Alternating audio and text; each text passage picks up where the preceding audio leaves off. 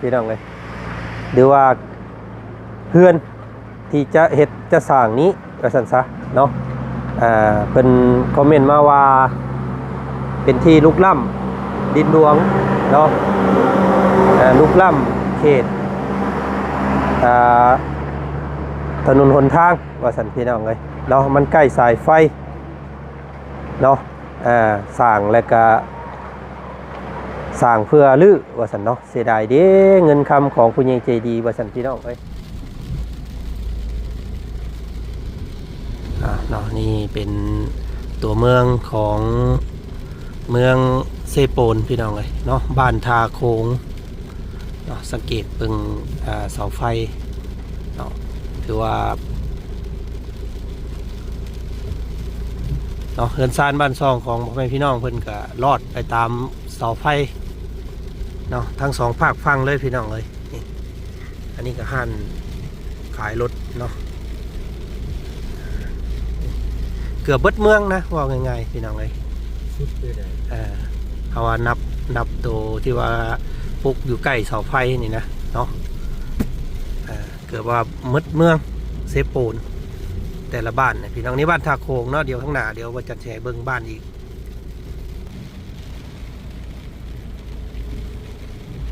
นี่ค่ะห้านค้าใหญ่นี่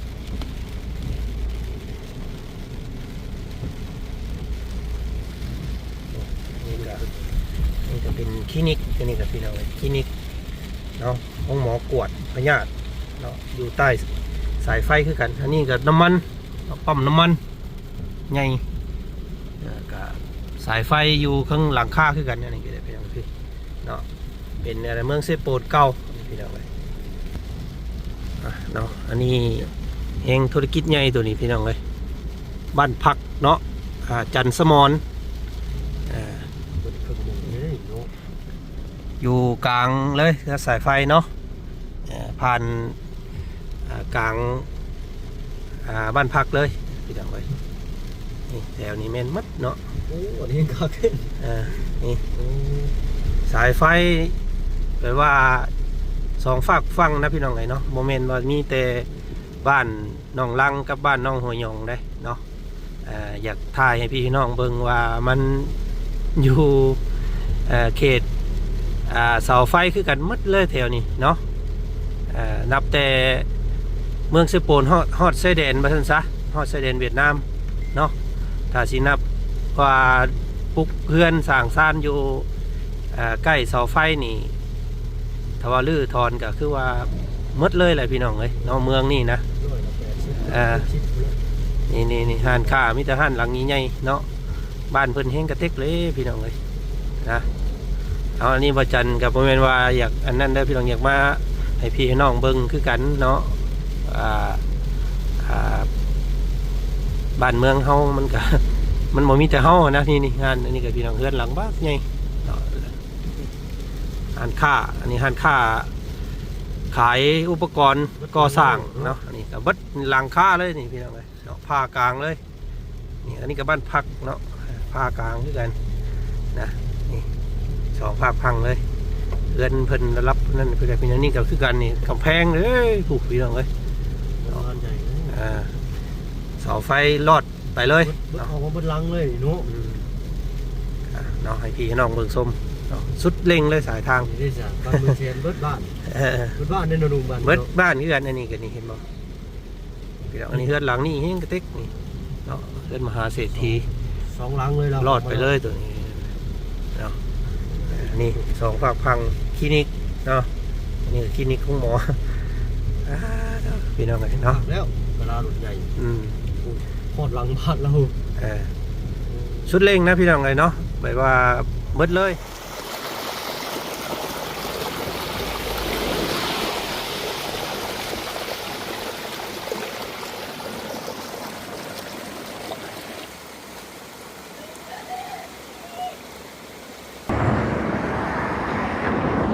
เนาะ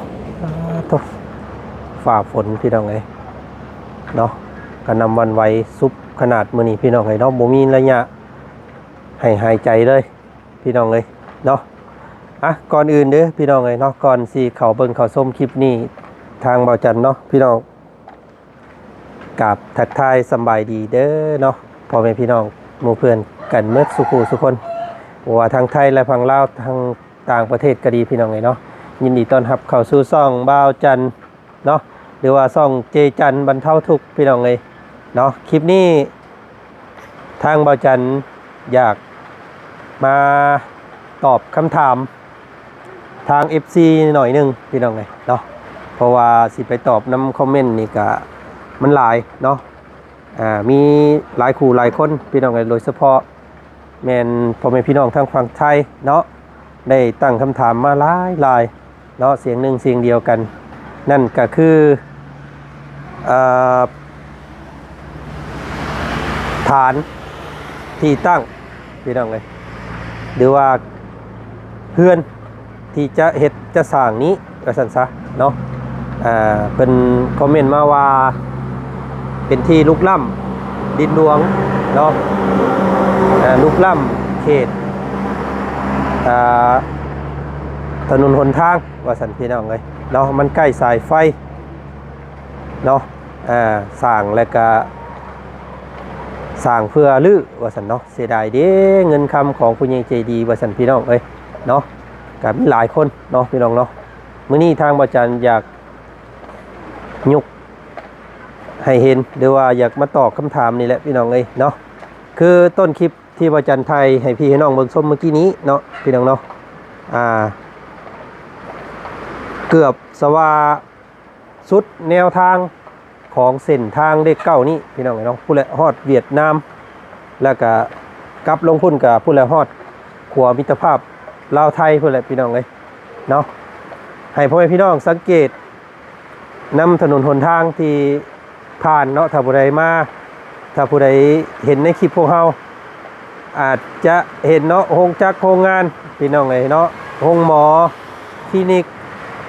เพื่อนห้างบ้านพักเนาะบางบอนพี่น้องปั๊มน้ำมันเนาะอยู่เทิงหลังคานี่เป็นเสาไฟเนาะ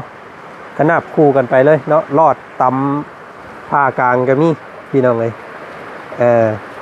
ถามว่าเนาะเพิ่นสิลื้อเนาะสร้างเพื่อลื้อเพื่อนั่นนะก็ถือว่าโอ้ประสบภัยเลยแหละเนาะในเขตทางเลขเก้านี้ว่าซั่นซะและอาจารย์ก็สิบ่เว้าหลายเด้อพี่น้องเด้อเนาะยังให้ภาพมันบรรยายเนาะเพราะว่าหลายผู้หลายคนว่าโอ้ยว่าจันเลยว่าซั่นเนาะเพื่อนน้องหัวหยองอันนี้แหละเพื่อนน้องหัวหยองนี่พี่น้องว่าจันมาส้นอยู่ในตอนนี้เนาะแล้วก็เพื่อนน้องล่างลุกล้ำออกมาเขตทางหลวงรัฐดินของรัฐดินของหลวงว่าซั่นกฎหมายนี่อันเดียวกันเด้อพี่น้องกับฝั่งไทยคือกันเนาะ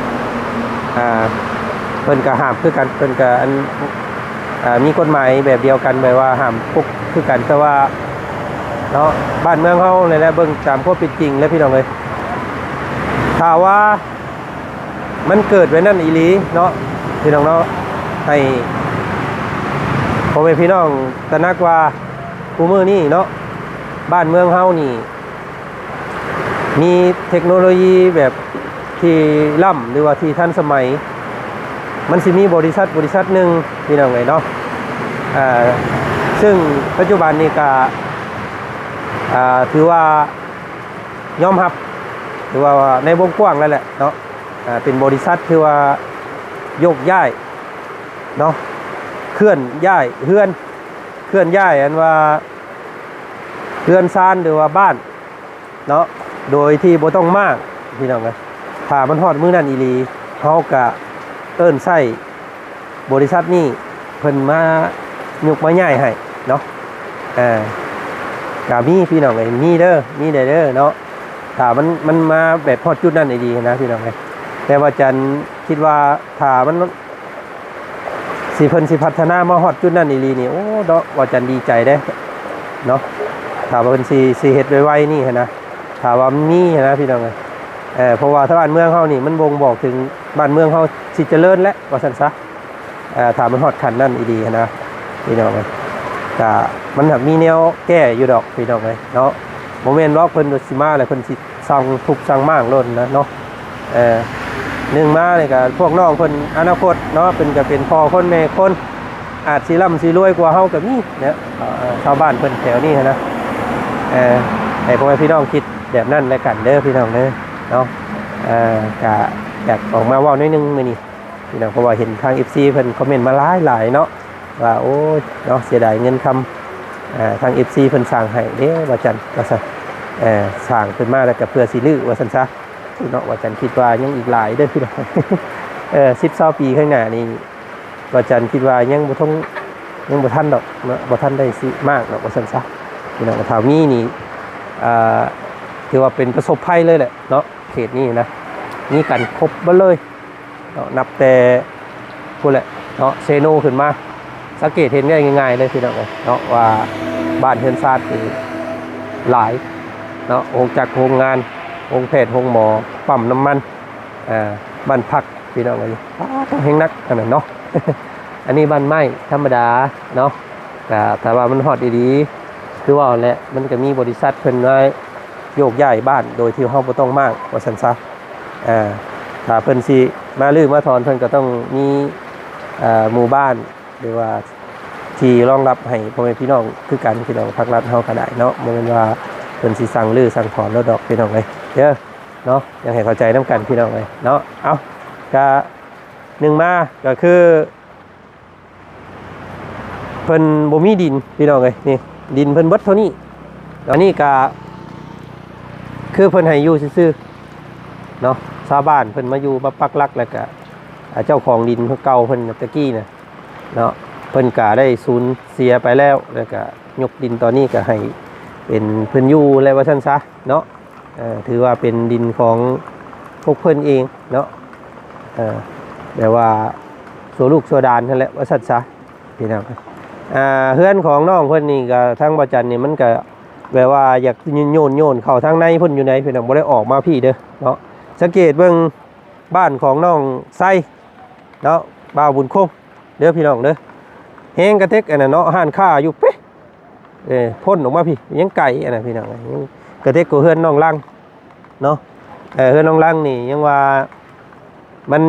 แกโยนเข้าจากบิดสายไฟหน่อยนึงแล้วเพราะว่ายับเข้าไปแล้วอันนี้ก็ยับเข้าสุดๆแล้วพี่น้องเลยแล้วก็คำว่าสิยับเข้าไปอีกกับมันกินพื้นที่เฮือนของเงินน้องน้องงามน้องทิ้งแต่นี่ก็โอ้เกือบเบิดเลยอันดินแล้วนะพี่น้องเลยแต่ว่าพ่อเพิ่นว่าบ่เป็นหยังอยู่น้ำกันว่าซั่นเนาะลูกเต้าเงาเดียวกันว่าซั่นพี่น้องเลยก็มีหลายคนดอกเนาะเอามาตอบคำถามเด้อพี่น้องเด้อมื้อนี้เนาะนี่วิวทิวทัศน์เนาะถ้าว่านั่นแหละชุดเร่งเนี่ยพี่น้องไงนี่ขึ้นไปนี่แม่นมาเลยเส้นทางเลข9เนาะถ้าว่าเรื่องสายไฟว่าศึกษา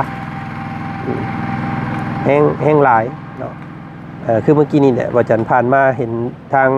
บ้านพักเนาะจันสมรหรือว่าห้านเทคเนาะเป็นบ้านพักที่ใหญ่แล้วก็เปิดสร้างใหม่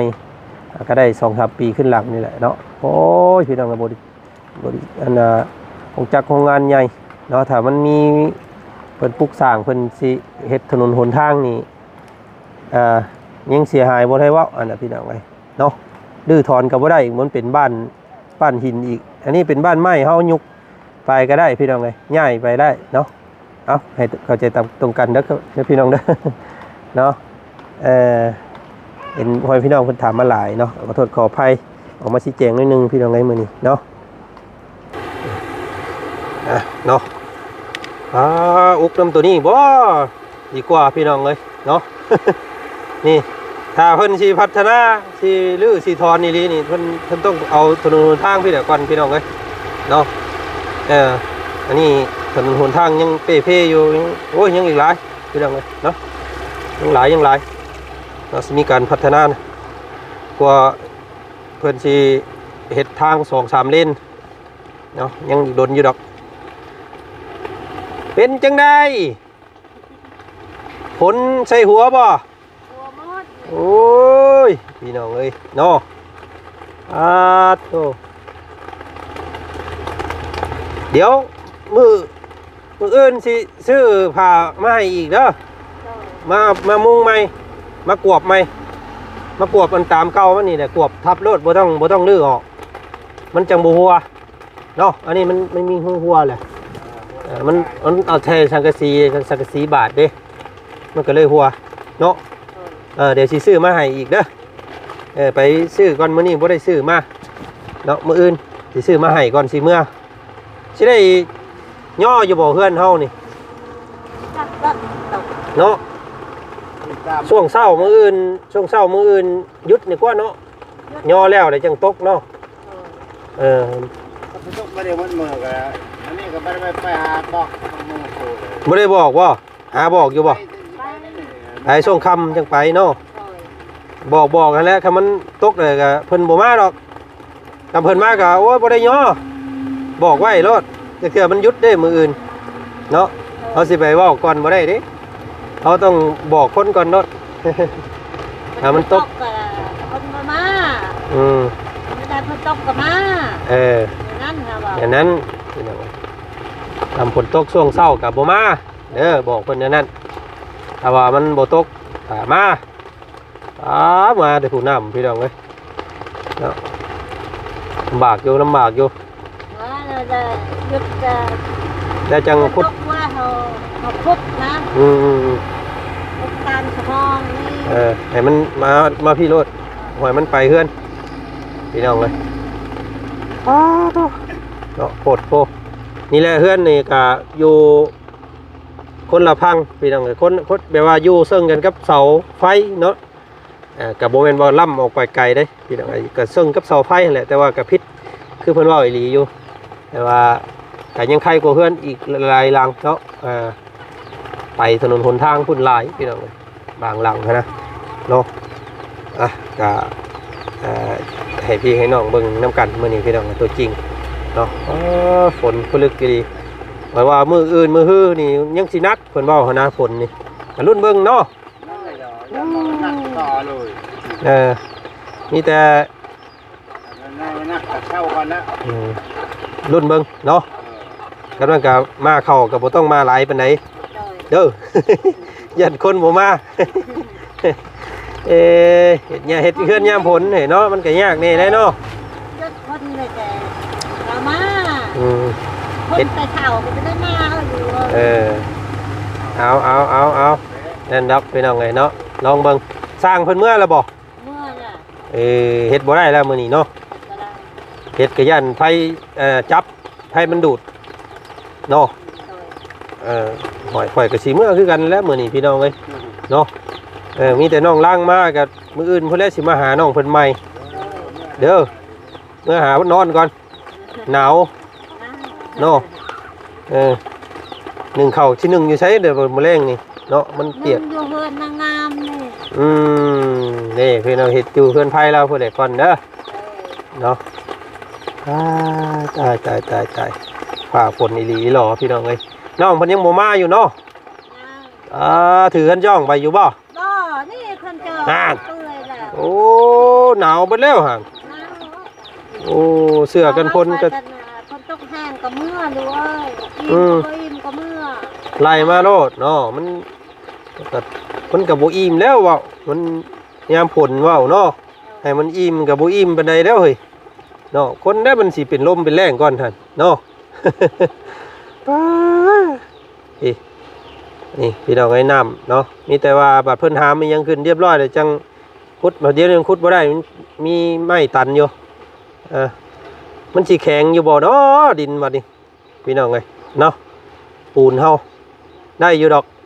สั้นซะนี่ตายเอาเนาะโอเคสพี่น้องไงเนาะคลิปนี้ทางบ่จันกสิกรตัวล่ำลาก่อนแล้วพบพ่อกันใหม่อีกมื้ออื่นแล้วกันพี่น้องมื้อนี้โอ้ยไปใส่บ่ได้พี่น้องเอ้ยเนาะฟ้าฝนถ้าว่ามันตกอีหลีมื้ออื่นแม่สิได้ยกเลิกเด้อพี่น้องเด้อถ้าว่ามันตกเนาะพุ่นละขึ้นมารอบหน้าพุ่นละถ้าว่าบ่ได้ย่อมื้ออื่นนะคำบ่ได้ย่อมื้ออื่นนี่เป็นวันจันทร์วันค้านพุ่นละบาดนี่เนาะเพราะว่าพวกเฮาสิได้เมื่อเบิดสิบ่มีผู้ใดเบิ่งนำเนาะบ่าวบุญสารวัตรบ่าวบุญบ้านป่า คนที่มีรถนี่เมื่อเบิดเลย เลย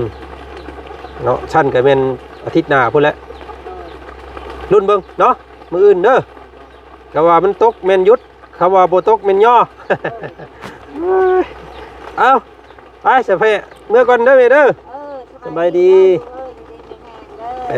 เอาพี่น้องกันเนาะพากันรับกันนอนอยู่ซะเนาะลูกเต้าอย่าตากผ้าตากฝนได้เป็นวัดเป็นไข่ได้เด้อเนาะไอ้ก่อนเด้อมื้อนี้พี่น้องเอ้ยเนาะสบายดีสวัสดีมัดสุขุสุคนพี่น้องเอ้ยเนาะสู้ๆไปน้ำกันรุ่นเบิ่งการสร้างบ้านเฮือนซ่านสิเป็นจังใดสิพบสิเจอสิพบสิพ่ออีหยังแน่เนาะปัญหานี่ไว้ให้แก้พี่น้องเอ้ยเนาะกะทุกสิ่งทุกอย่างมันมีทางออกเบิดนั่นแหละพี่น้องเอ้ยเนาะกะอย่าอันนั้นมันได้พี่น้องเอ้ยเนาะเอาหมกพักหมกเศร้าเอาปัจจุบันก่อนเนาะเอามืออื่นให้มันดีก่อนเอาสันซะอนาคตมันสิเกิดอย่างเขาจังหาทางแก้เอาอีกเอาสันซะพี่น้องเอ้ยเนาะยังไงกันติดตามเลยกันพี่น้องคลิปนี้สบายดีวัดสุขุสุคนคำเลยพี่น้องเอ้ยไป